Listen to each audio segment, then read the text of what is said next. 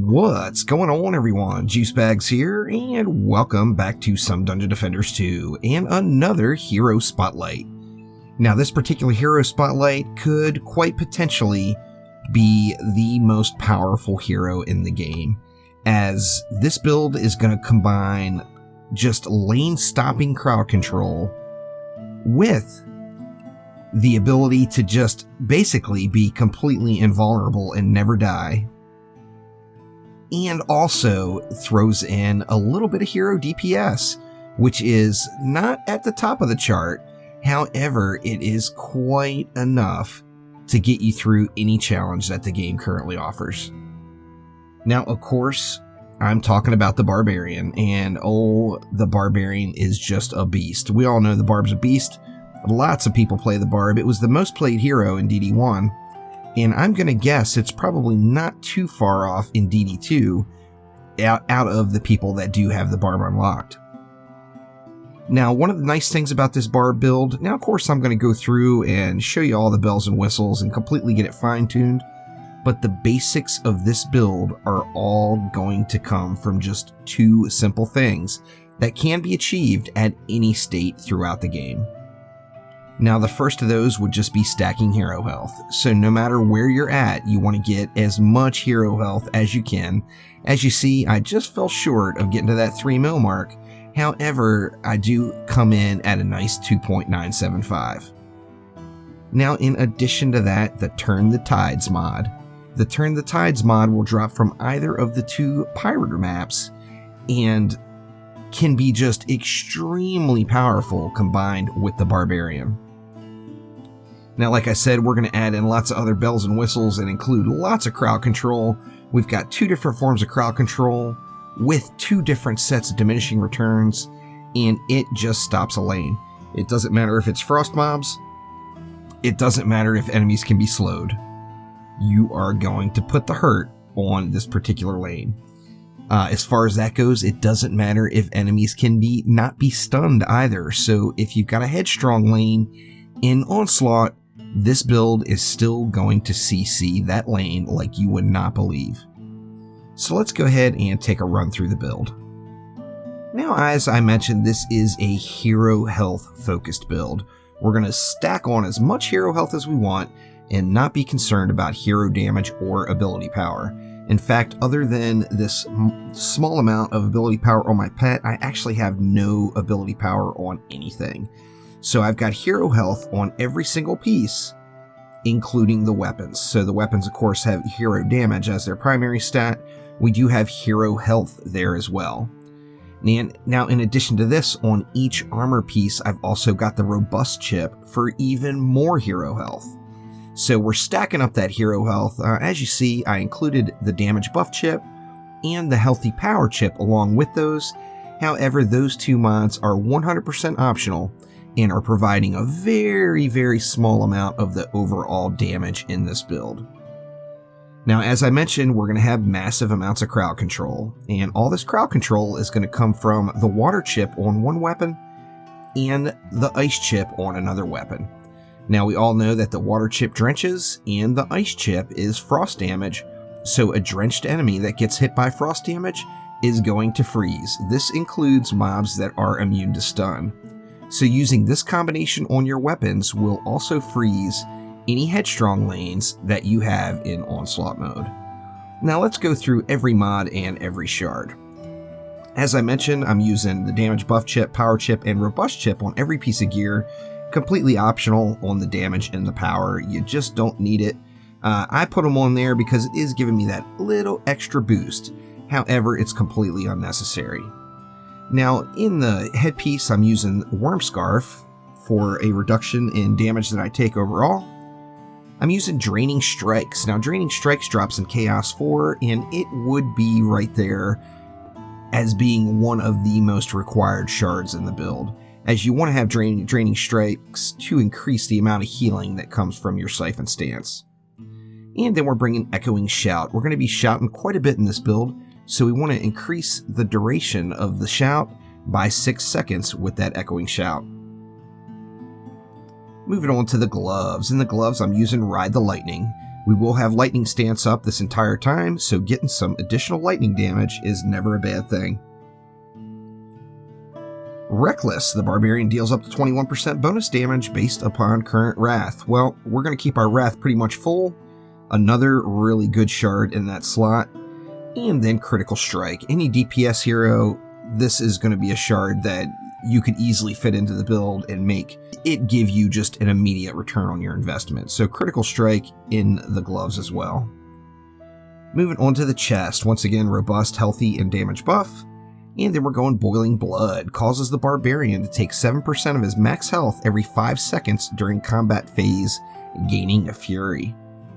Power Gambit increases the hero damage by 50%, but increases damage taken by enemies by 20%. And then we're going to negate some of that damage with Bulwark, so we're going to increase armor by 39% overall. Moving on to the boots, once again, robust, damage buff, and healthy power.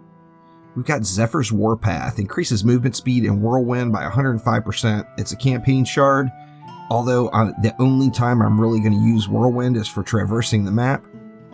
Why not have a speed bonus to it? And that's where Zephyr's Warpath comes in. Full Shell Ahead I've got on here for no real reason, and as you see, I didn't even upgrade it, as I just don't plan on using Turtle Stance unless it is an absolute emergency. And then Speed Boost, which could be considered best in slot on really any hero in the boots. Moving on to the weapons. Now first off, we always like to have a light main hand weapon and a heavy offhand weapon on the Barb. Now you don't get this luxury with this one, as the Ice Chip is a required shard for the build and it is locked. Now this weapon only drops in medium, so you can't get yourself a heavy offhand weapon. That is quite unfortunate.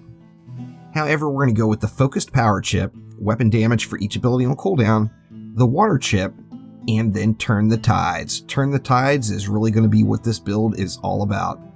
As far as shards go, we're using Maelstrom. While Lightning Stance is active, Barbarian's attacks have a 25% chance to drench enemies. Why not drench the enemies?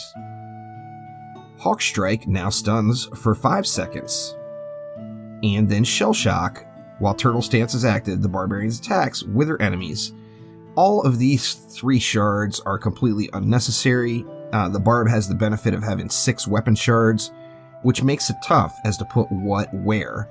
Maelstrom is completely unnecessary because you've got a 100% drench chance with your main hand weapon, so this shard is not really doing it for you. I've got it there just so I wouldn't have any empty slots.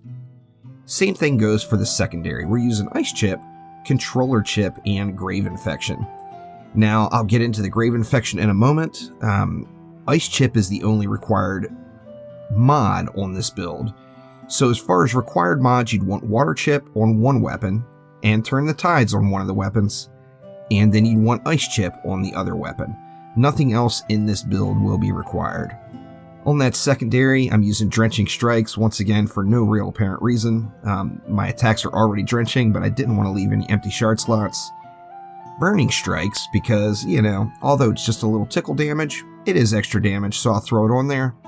And then Life Leech to help stack up the max health. Now once again, none of those are required. As long as you have Ice Chip, Turn the Tides, and Water Chip, you are good to go. In any particular order. It doesn't matter if Turn the Tides is on this weapon or which... It doesn't matter which mod is on which weapon as long as you have those 3. Now this build is going to be heavily focused on keeping all the mobs in a pack completely crowd controlled. Now with that in mind, I threw Grave Infection on here, as Grave Infection is quite powerful. It will crit as high as close to 3 million with a slightly higher quality mod than what I have. With this particular mod, it's still going to be critting over 2 million, which means if you stack 5, 6, or 8 of these up, and they do stack, you've got 1 million, 2 million area DPS damage just going for free in that area where the enemy died. This can be extremely powerful, particularly if there's any stuck mobs at an entrance or on those heavy lanes with a small choke point where you're able to just CC up a just massive pack. Grave Infection is where it's at, and it's going to give you lots of additional area damage right there. Now this damage is poison damage, which means if it's a controlled burn lane, not only are you drenching, but you're also getting poison in from the Grave Infection.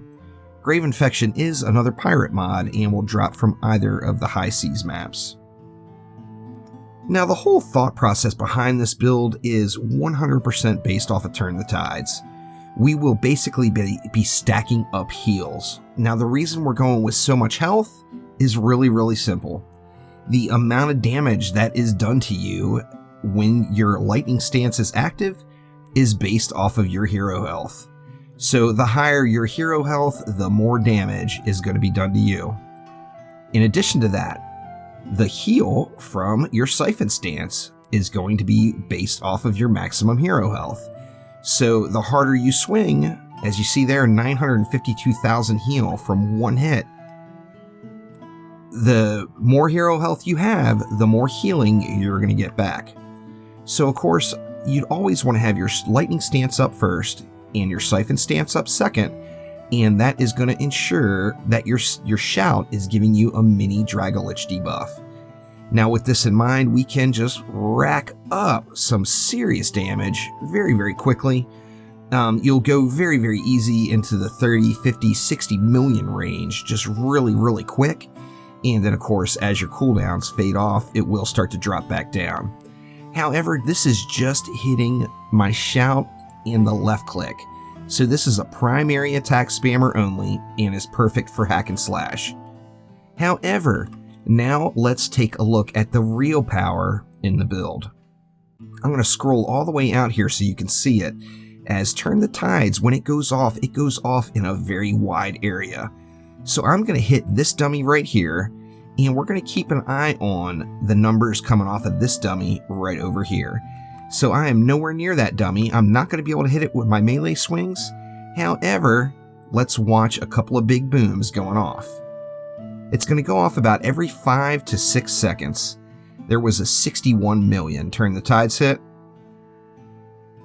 There was a 65 million Turn the Tides hit. There's a 98 million Turn the Tides hit. Now this is hitting as far as this dummy to the left and all the way up to that dummy up there. So it does have a very nice range around the area where you're attacking. And as you see, it's doing 15 million damage. 15 million DPS, and you're not even touching that particular dummy. That is just crazy good. Now, when you combine this with your shouts and your Drago, your current target is just going to get melted, and anything that's in the area is going to get these crazy big booms. Another 98 million just went off there. There's 105 million. All that is coming from that Turn the Tides mod and making it really the most required mod for the Barbarian. There is no doubt at all that Turn the Tides should go into any Barbarian's build, no matter how you build it. If you're an ability power barb, if you're a hack and slash hero damage barb, you are going to want to get Turn the Tides. It is extremely powerful. Now, as you see, that heal just keeps ripping off. You see the big area that it's in, and it allows this particular Barbarian build to not only crowd control an entire lane, but still put out massive area DPS and be completely unkillable. At 2.9 million health, the only way you're going to die is if you get hit by one of those mobs, like a Kobold or a Cobalt, or the Drakenlord for that matter, that have 100% damage, that are going to one-shot you no matter what. So this barb is just insane. I said at the beginning of the video, I think this could possibly be the most powerful hero build in the game. And for those of you that know me, you know that is real tough for me to say, because I'm not a huge fan of the Barbarian and melee heroes in general. However, this build is so strong, I personally just have a really hard time not looking at it a lot more closely. Just absolutely absurd. Now, when we combine all this together, of course, we still do have that big number 8, only hitting for 20 million damage, which is nothing compared to an ability power Barbarian. However, 20 mil's not bad, and it's giving you a stun, because remember, we're using that Hawk Strike shard. So With Talon Strike in there, Hawk Strike is given a 5-second stun. So you've got a 5-second stun, you've got non-stop freezing, you've got a shout that works as a mini Dragolich debuff, just giving this build an amazing amount of win value to it. Now taking a look through the Ascension. Of course, I've got high Ascension. You're not going to have this if you're just starting off. However, it's really, really easy. The Barb is so simple. You go through the bottom rows on your Fury and Wrath and get your capacities up. That right there is just automatically adding to your quality of life. At the same time, your first 20 points are going to want to go into Hero Crit Chance. Now, after you get Hero Crit Chance, you're going to want to go to Hero Crit Damage and then just start laying it into the Hero Health, as since it's all based around the Hero Health, the more Hero Health you have, the better.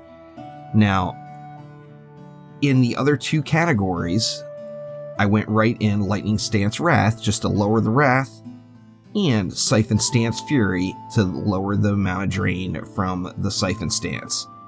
Besides these two abilities and just increasing your pool, put the rest of the points wherever you want. However, everything should go first off right into Siphon Stance Fury, Lightning Stance Wrath, and then Hero Health after you cover the first basics of the Ascension tree.